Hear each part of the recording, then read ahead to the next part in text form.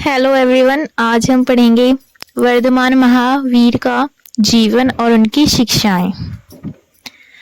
पहले हम पढ़ेंगे उनके जन्म तथा माता पिता के बारे में। महावीर जैन धर्म के 24वें तथा अंतिम तीर्थकर थे। उन्हें जैन धर्म का वास्तविक संस्थापक माना जाता है। उनका वास्तविक नाम वर्धमान था, परंतु उन्हें महावीर और जिन के नामों से भी याद किया जाता है। उनका जन्म 1599 ईसा पूर्व में वैशाली के पास कुंडग्राम में हुआ था, जो बिहार के आधुनिक जिला मुजफ्फरपुर में है। उनके पिता सिद्धार्थ क्षत्रिय वंश के जनात्रिक नामक कबीले के मुखिया थे। उसकी माता का नाम त्रिशला था, जो कि वैशाली के प्रसिद्ध लिच्छवी वंश से संबंध रखती थी। कहा जाता है कि वर्धमान के जन्म से पहले उनकी माता त्रिशला ने एक रात 14 श्रेष्ठ स्वप्न देखे। वह तुरंत ही जाग उठी और उसने यह सब स्वप्न अपने पति को सुनाए। सिद्धार्थ ने उत्तर में कहा, तुमने कीर्तिमान स्वप्न देखे हैं। तुम्हें एक मनोहर सुंदर बालक प्राप्त होगा, जो कि हमारे वंश का दीपक, हमारे वंश का वृक्ष, हमारे वंश को आनंद और यश देने वाला होगा। फिर है विवाह। वर्धमान बचपन से ही बड़े योग, वीर एवं साहसी थे। उनके माता पिता भगवान पार्श्वनाथ की परंपरा के अनुयायी थे, इसलिए उनका पालन पोषण अहिंसा, दया, करुणा तथा संयमशीलता के वातावरण में हुआ। युवा होने पर उनका विवाह कर दिया गया।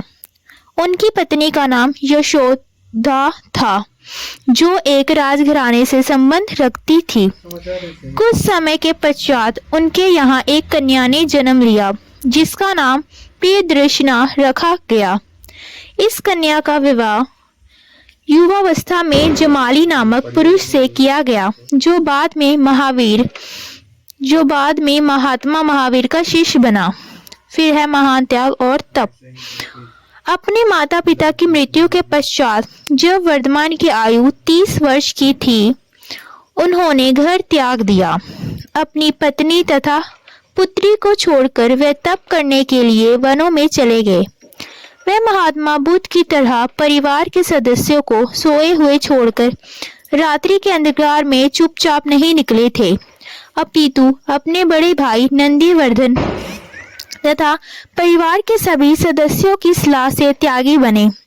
कई वर्षों तक उन्होंने घोर तपस्या किया और अपने शरीर को तरह तरह से कष्ट दिए।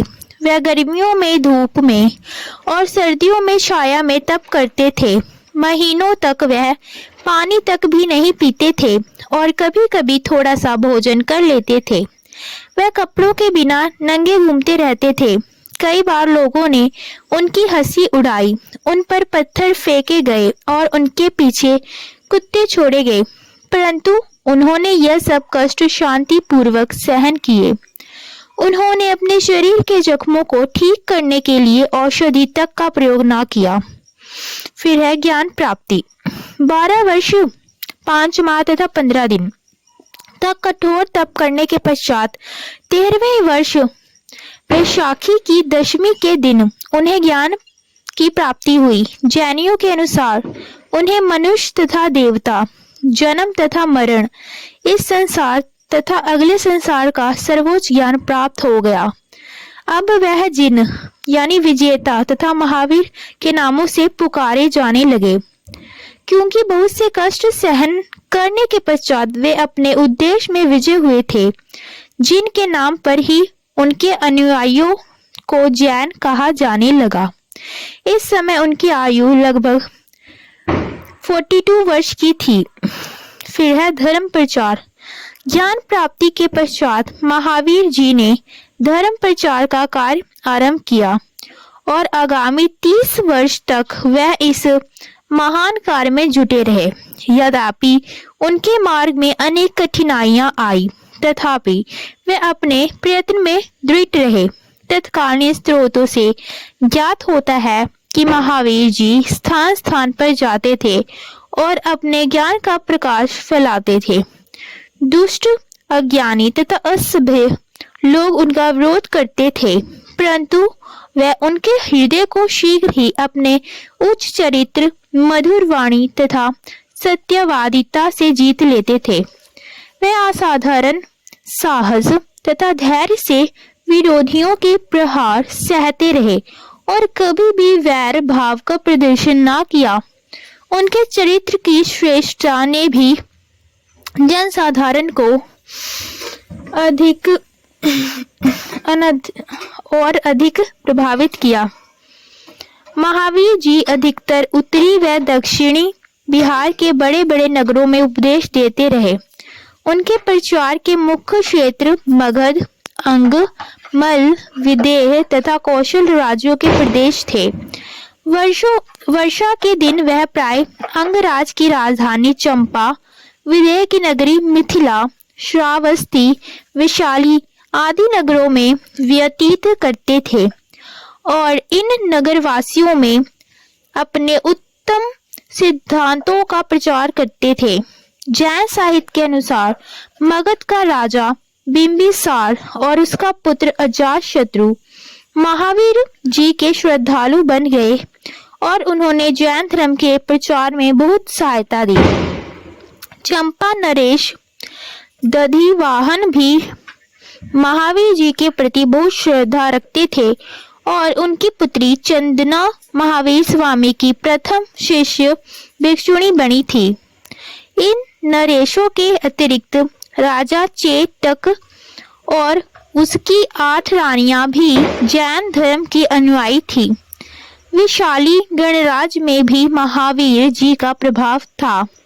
मल्ल राजा सस्तपाल भी उनका बड़ा आदर करते थे। यद्यपि जैन साहित्य द्वारा दिए गए इन तथ्यों को पूर्णतः सत्य नहीं माना जा सकता, तथापि इनसे यह विश्वास अवश्य होता है कि महावीर जी का तत्कालीन राजवंशों में काफी प्रभाव था तथा उनकी देखरेख में जैन धर्म का काफी प्रसार हुआ। फिर है देहांत। 30 वर्ष प्रचार करने के पश्चात 527 ईसा पूर्वी में महात्मा महावीर का राजगीर के निकट पावा नामक स्थान में देहांत हुआ। उस समय उनकी आयु लगभग 72 वर्ष की थी। फिर है वर्धमान महावीर की शिक्षाएं अथवा जैन धर्म के सिद्धांत। महात्मा महावीर के उपदेशों में कोई गूढ़ दर्शन नहीं था। उनका उद्देश्य हिंदू धर्म का सुधार करना था। उनसे पिछले तीर्थकर पार्श्वनाथ ने पहले ही लोगों को शुद्ध जीवन व्यतीत करने के उपदेश दिए थे। महावीर ने शुद्ध जीवन व्यतीत करने के साथ साथ शरीर को कष्ट देने पर भी जोर देना आरंभ कर दिया।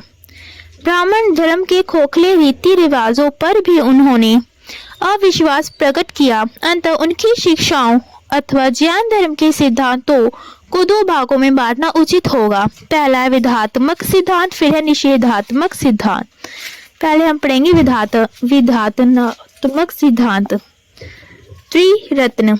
महावीर का पहला उपदेश यह है कि प्रत्येक मनुष्य को आत्मा की मुक्ति के लिए 3 सिद्धांतों सत्य विश्वास, सत्य ज्ञान और सत्यकार को अपनाना चाहिए।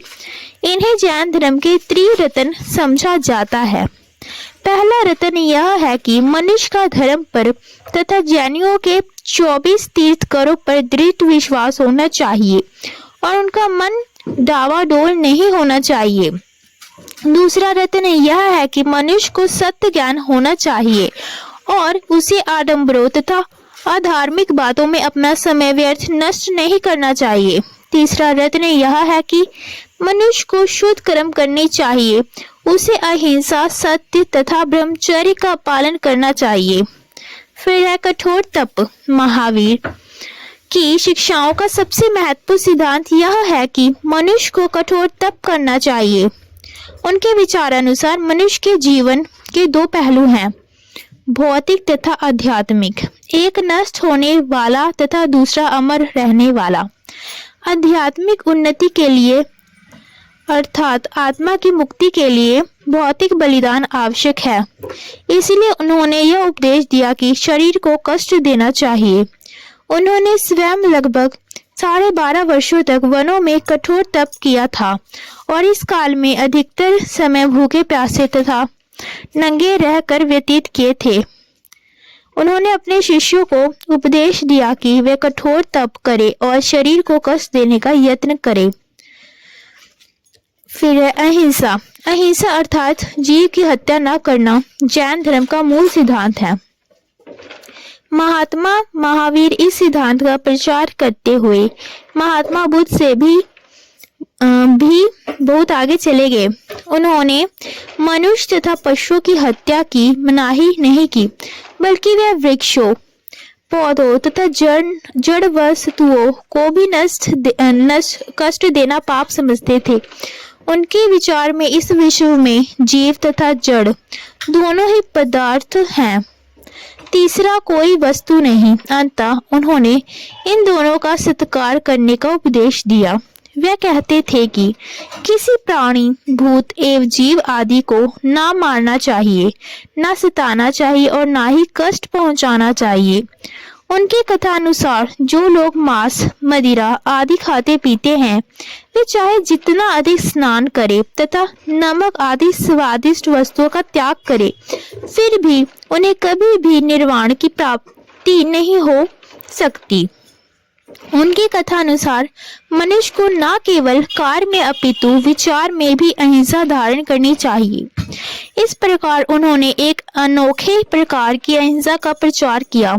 आज तक उनके अनुयायी नंगे पैर चलते हैं तथा मुंह पर प्राय पट्टी बांध कर रखते हैं ताकि उनके पांवों के नीचे या उनके मुंह के अंदर कोई जीव जंतु आकर ना मर जाए। श्रीमती फिर है अवागमन एवं कर्म सिद्धांत। हिंदू धर्म तथा बौद्ध धर्म की तरह महावीर भी अवागमन तथा कर्म सिद्धांत को मानते थे। इन सिद्धांतों के अनुसार मनुष्य के जीवन में किए गए अच्छे या बुरे कर्मों के अनुसार ही उसकी मृत्यु के पश्चात उसका नया जीवन निर्धारित होता है।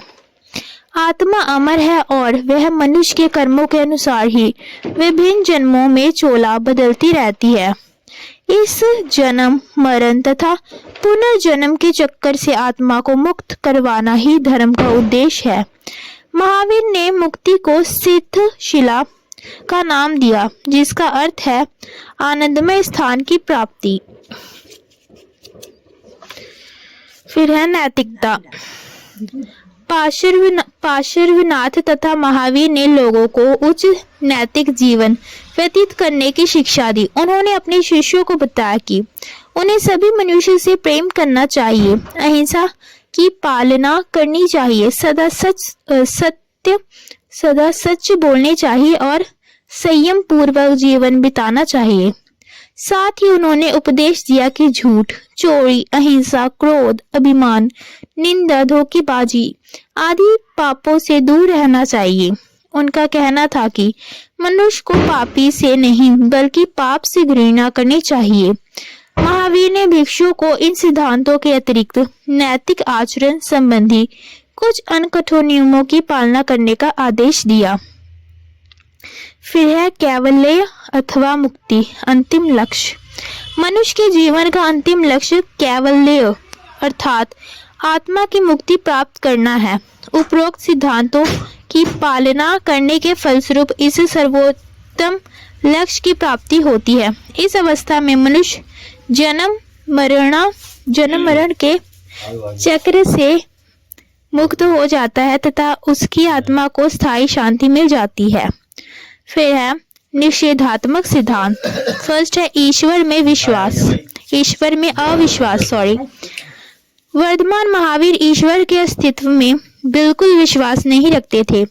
उन्होंने हिंदू धर्म के प्रचलित सिद्धांत को स्वीकार नहीं किया कि ईश्वर ने ही संसार की रचना की है और वही इसकी देखभाल करता है। उनके विचार में मनुष्य की आत्मा में ही पूर्ण शक्ति विद्यमान है। अपने भाग का निर्माता जीव स्वयं ही है। अंततः वे ईश्वर की अथवा देवी देवताओं की पूजा को व्यर्थ समझते हुए इसमें कोई विश्वास नहीं रखते थे। फिर है जाति प्रथा में अविश्वास। जैन धर्म जाति प्रथा पर भी विश्वास नहीं रखता। महावीर अपने शिष्यों को चाहे वे ब्राह्मण थे या शूद्र एक समान समझते थे और उनमें कोई भेदभाव नहीं मानते थे। उन्होंने महात्मा बुद्ध की तरह समानता के सिद्धांत का प्रचार किया और इस प्रकार हिंदू धर्म में प्रचलित जाति प्रथा पर चोट की। कुछ विद्वानों के मतानुसार जैन धर्म में वर्ण व्यवस्था का खंडन नहीं किया गया। महावीर के अनुसार मनुष्य के पिछले जन्म में किए गए पापों अथवा अच्छे कर्मों के अनुसार ही उसका निम्न अथवा उच्च वर्ग में जन्म होता है। पवित्र एवं उच्च नैतिक जीवन व्यतीत करने से नीची जाति के लोगों को भी मुक्ति की प्राप्ति हो सकती है। फिर है वेदों तथा संस्कृत की पवित्रता में अविश्वास। महात्मा महावीर ने वेदों की पवित्रता में अविश्वास प्रकट किया। हिंदू धर्म में इन पुस्तकों को अत्यंत पवित्र माना जाता था और इनके मंत्रों का उच्चारण करना सब हिंदुओं का धार्मिक कर्तव्य समझा जाता था। परंतु महावीर ने वेदों को कोई धार्मिक महत्व नहीं दिया और इनके मंत्रों का उच्चारण करना व्यर्थ बतलाया। उन्होंने संस्कृत को भी पवित्र धार्मिक भाषा नहीं माना और लोगों की भाषा में ही अपने उपदेशों का प्रचार किया। फिर यज्ञ तथा खोखले रीति रिवाजों में अविश्वास। जैन धर्म में यज्ञों तथा खोखले रीति रिवाजों को कोई स्थान प्राप्त नहीं है। हिंदू धर्म में यज्ञों पर अत्यधिक जोर दिया गया था और इनमें पशुओं की बलि दी जाती थी। महावीर ने यज्ञों तथा पशुओं की बलि देने की प्रथा का खंडन किया और उन्होंने अपने शिष्यों को आदेश दिया कि वे ऐसी व्यर्थ की प्रथाओं से दूर रहे। उन्होंने हिंदुओं में प्रचलित व्यर्थ के रीति रिवाजों का भी जोरदार खंडन किया। Thank you for watching.